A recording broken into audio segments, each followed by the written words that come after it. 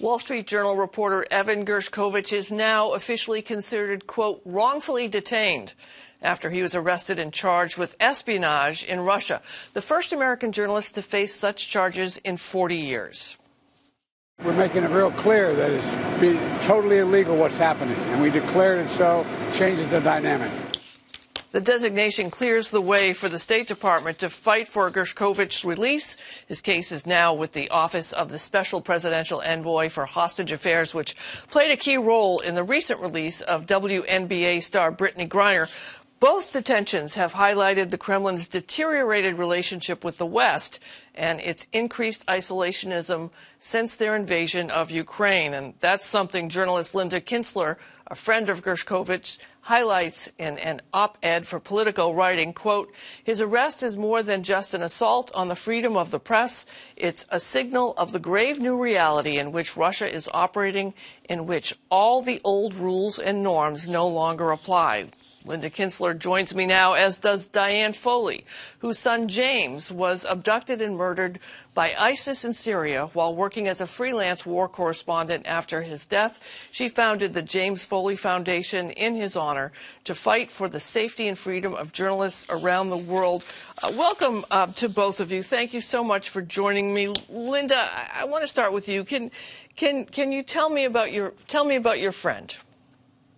Yeah, Evan, he's an incredible journalist, as I think many viewers might have read over the past few weeks as his situation has come to light. And he's also an incredible friend. He's very caring. He has an incredible sense of humor. He always kind of brings light to his friends' days. And we met in college some 14 years ago and had kept in touch as colleagues coming up in journalism at the same time together. And when he decided to move to Moscow to start covering Russian politics and everyday life, we were very closely in touch around that time.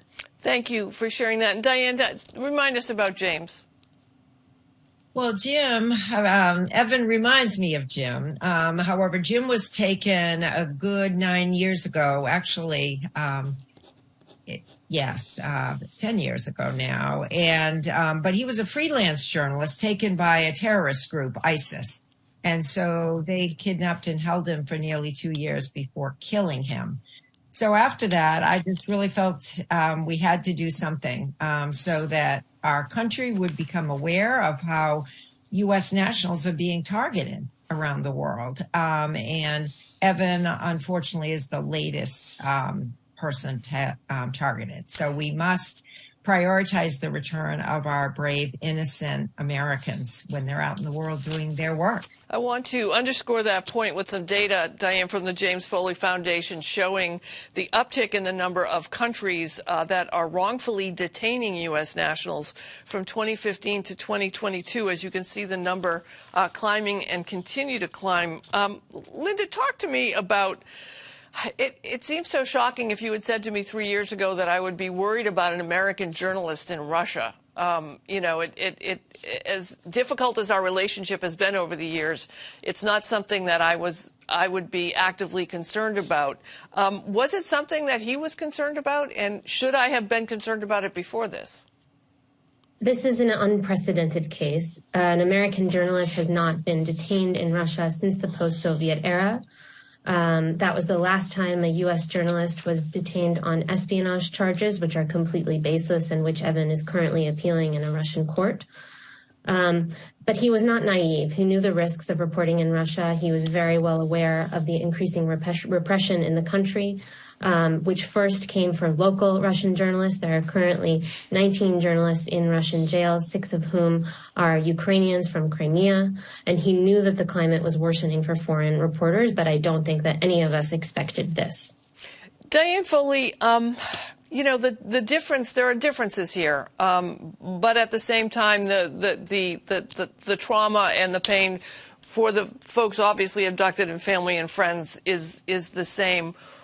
What should America be doing that it's not doing, and is it doing enough? Understanding that these cases are all very different from each other in some ways, and the United States response is a negotiation in many ways.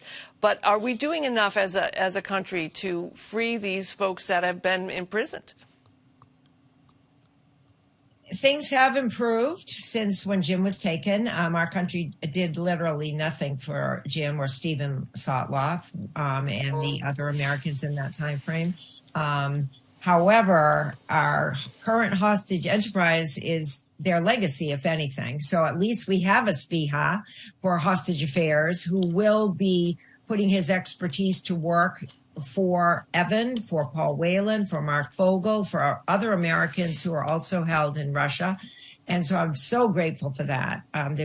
We have the Levinson Act that actually designates people like Evan as totally innocent and thus someone who really should have the very best of our negotiation available. So all those are huge strides. The problem is 10 years ago, it was primarily terrorist groups were taking our people. Now, 90% of people, of U.S. nationals are taken by state actors. There are countries like Russia, like Iran, China, who are adversaries. And thus, it makes negotiating very difficult. And they're taking it more and more as a war tactic, as a tactic against our country. So that's why the Foley Foundation is calling for a reevaluation of the current hostage enterprise, because we need to do better soon. Yep. These are complicated cases because when you're dealing with states, governments like Russia, they have their own agenda, and they're going to use our innocent people in that regard. So it really is a national emergency, if you will, for our country. Linda, go ahead.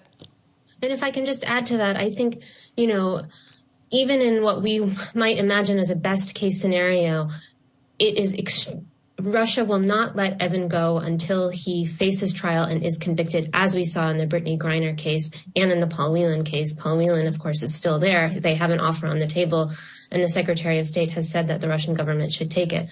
But even if we are looking at a Griner-like timetable of less than a year, that is still the time in which my friend has to be in Lefortovo, and so it makes me sick to think about those conditions and how he will kind of make do.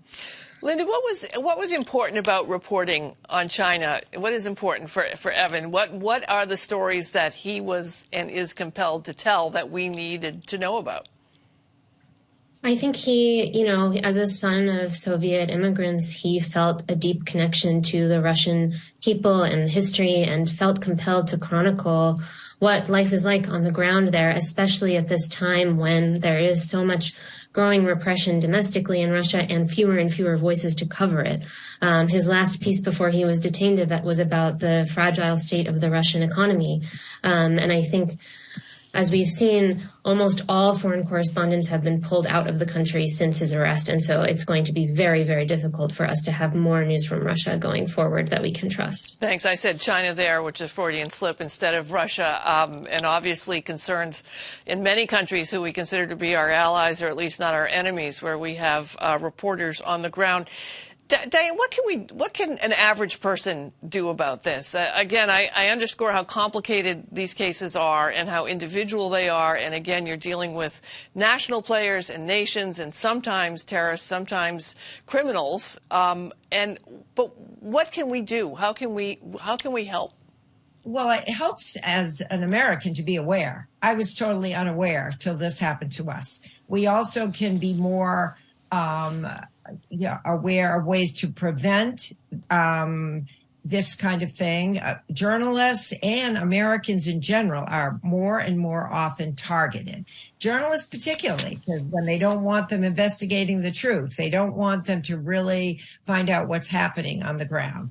But Americans are more and more. So we need to be aware of it, for one thing. And then I feel our government really needs to prioritize this. The U.S. government has a moral duty to have the backs of our American citizens, particularly when they're out in the world doing their job, representing our country, not doing any harm at all. So I'm calling on our president and our government to make this the highest priority, to bring Evan, Paul, and all who are unjustly detained. We have many waiting 10 years in China, Mark Sweden, Austin Tice, 10 years in Syria.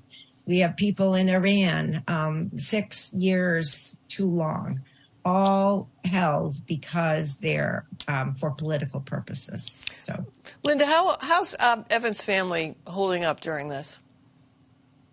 Well, they actually just put out their first public statement since his arrest, saying that they will have a hole in their hearts until they are eventually reunited with their son, and that he was, both a loving son and brother to them. I think, they're doing as well as can be under the circumstances, and, are in touch with all of the relevant authorities as well as with our larger group of Evan's friends and colleagues. And so we're doing everything that we can to support them in this time, and helping make sure that all of us stay connected to Evan, and so that he can know through the very few means available to us that we are thinking of him and fighting for him, and that we haven't forgotten him. And do you feel comfortable that major news organizations understand the risk that journalists are taking and are able to support them if needed in the worst case scenario? I think what the Journal is doing for Evan right now has been incredible. They're working closely with the U.S. government to respond to his detention.